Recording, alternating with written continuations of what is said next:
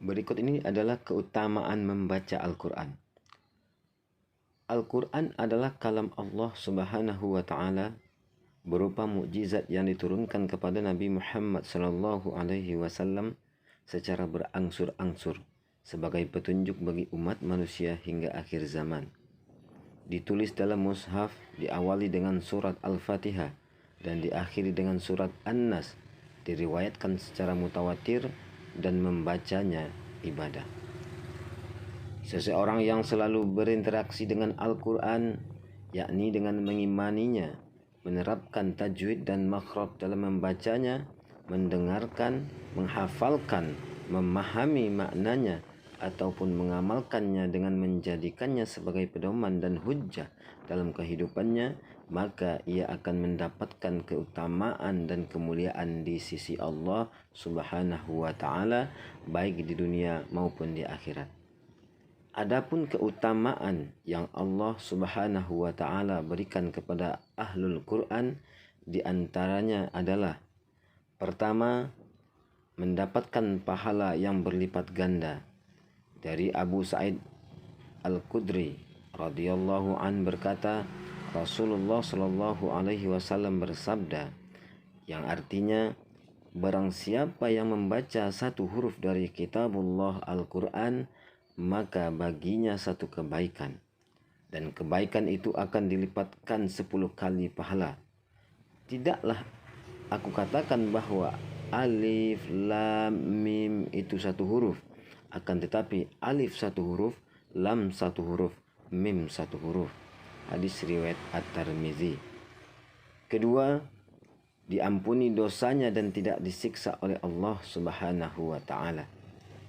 Dari Abdullah bin Mas'ud radhiyallahu an, Nabi Muhammad sallallahu alaihi wasallam bersabda, yang artinya, bacalah Al-Quran karena Allah Subhanahu wa Ta'ala tidak akan menyiksa hati yang berisi Al-Quran, dan sesungguhnya Al-Quran itu hidangan dari Allah. Barang siapa yang masuk padanya atau menyantap, maka ia akan aman, dan barang siapa mencintai Al-Quran, maka bergembiralah. Hadis riwayat Ad-Darimi. Yang ketiga, mendapat syafaat atau pertolongan dari Al-Quran. Dari Abi Umamah Al-Bahili radhiyallahu an berkata, aku mendengar Rasulullah sallallahu alaihi wasallam bersabda, yang artinya, bacalah Al-Quran, sesungguhnya pada hari kiamat nanti Al-Quran akan menjadi pemberi syafaat bagi para pembacanya. Hadis riwayat Muslim. Yang keempat, mendapatkan nikmat atau derajat kenabian, hanya saja ia tidak mendapatkan wahyu.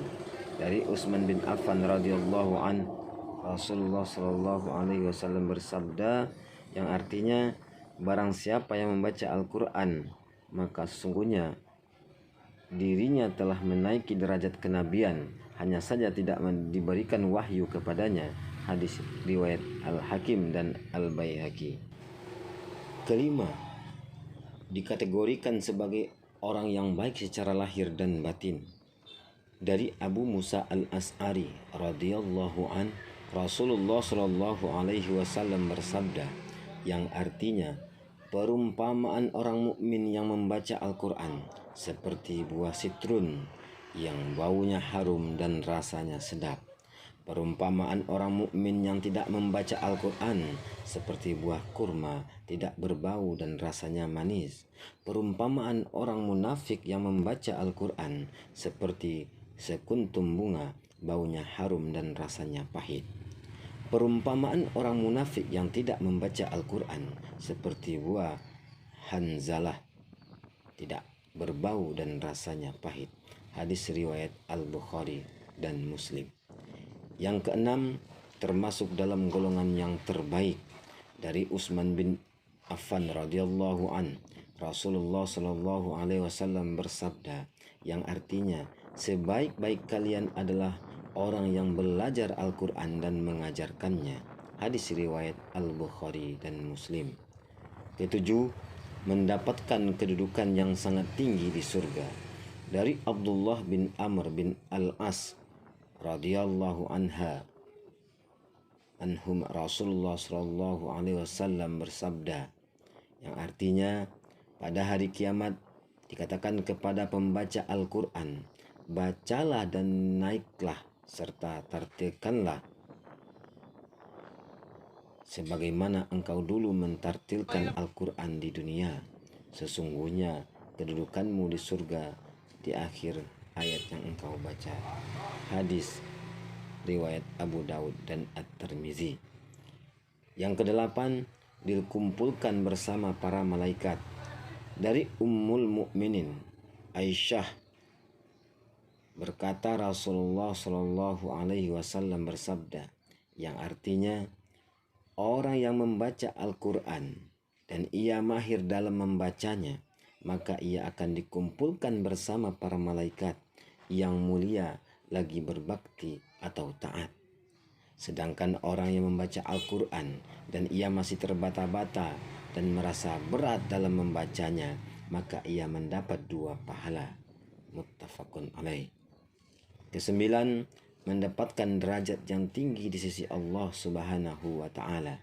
Dari Amirul Mukminin Umar bin Khattab radhiyallahu an, Rasulullah sallallahu alaihi wasallam bersabda, yang artinya sesungguhnya Allah akan meninggikan kedudukan beberapa kaum dengan Al-Quran dan akan merendahkan kedudukan kaum yang lain dengan Al-Quran. Hadis riwayat Muslim. Yang ke-10, mendapat pemberian yang paling utama dari Allah. Dari Abu Sa'id Al-Khudri radhiyallahu an, Rasulullah sallallahu alaihi wasallam bersabda,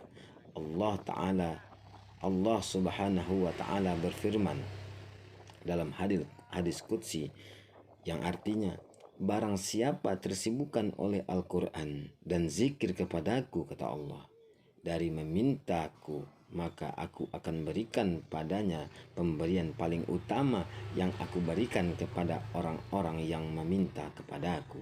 Hadis riwayat At-Tirmizi. Ke-11, orang tuanya mendapat mahkota kemuliaan di akhirat. Dari Abdullah bin Buraidah, dari bapaknya radhiyallahu an, Rasulullah sallallahu alaihi wasallam bersabda, yang artinya, barang siapa membaca Al-Quran dan mengamalkan apa yang ada di dalamnya, maka pada hari kiamat Allah akan mengenakan kepada kedua orang tuanya mahkota atau kemuliaan yang cahayanya lebih bagus daripada cahaya matahari dalam rumah-rumah di dunia ini. Lalu apa dugaan kalian pada orang yang melakukan hal ini atau membaca dan mengamalkan Al-Quran? Hadis riwayat Abu Daud. 12. Menjadi keluarga Allah yang berada di atas bumi. Dari Anas bin Malik radhiyallahu an, Rasulullah sallallahu alaihi wasallam bersabda, yang artinya sesungguhnya Allah Subhanahu wa taala mempunyai keluarga yang terdiri dari manusia. Lalu para sahabat bertanya, siapakah mereka itu ya Rasulullah? Beliau menjawab, yaitu Ahlul Quran. Mereka adalah keluarga Allah dan orang-orang yang istimewa bagi Allah. Hadis riwayat Ahmad, An-Nasa'i, Ibnu Majah, Ad-Darimi, dan Al-Hakim. 13. Mendapatkan ketentraman dan rahmat. Dari Abu Hurairah radhiyallahu an berkata, Rasulullah sallallahu alaihi wasallam bersabda, yang artinya, tidaklah suatu kaum berkumpul dalam sebuah rumah dari rumah-rumah Allah, sedangkan mereka membaca kitabullah Al-Quran dan mempelajarinya, kecuali ketenangan turun atau datang kepada mereka. Rahmat menyelimuti mereka, para malaikat mengelilingi mereka, dan Allah menyebut-nyebut mereka pada orang-orang atau penduduk langit yang ada di sisinya. Hadis riwayat Muslim. Ke-14, rumah yang di dalamnya dibaca ayat-ayat Allah akan terlihat oleh penduduk langit, yaitu para malaikat, dan rumah yang tidak disebut di dalamnya ayat Allah ibarat rumah Yahudi dan Nasrani. Rasulullah sallallahu alaihi wasallam bersabda, jadikanlah bacaan Al-Quran dan salat kalian di rumah kalian, dan janganlah kalian jadikan rumah kalian sebagai kuburan, sebagaimana orang Yahudi dan Nasrani yang menjadikan rumah mereka kuburan.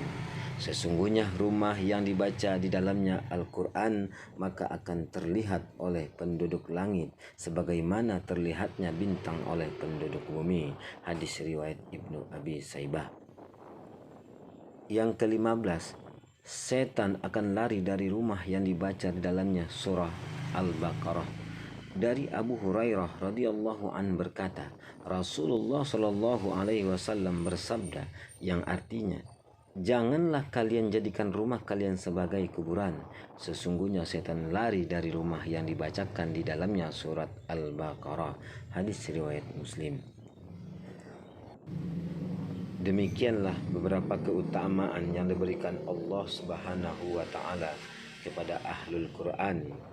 Mudah-mudahan kita semua dan keluarga kita menjadi salah satu dari orang-orang yang cinta dan gemar membaca Al-Quran.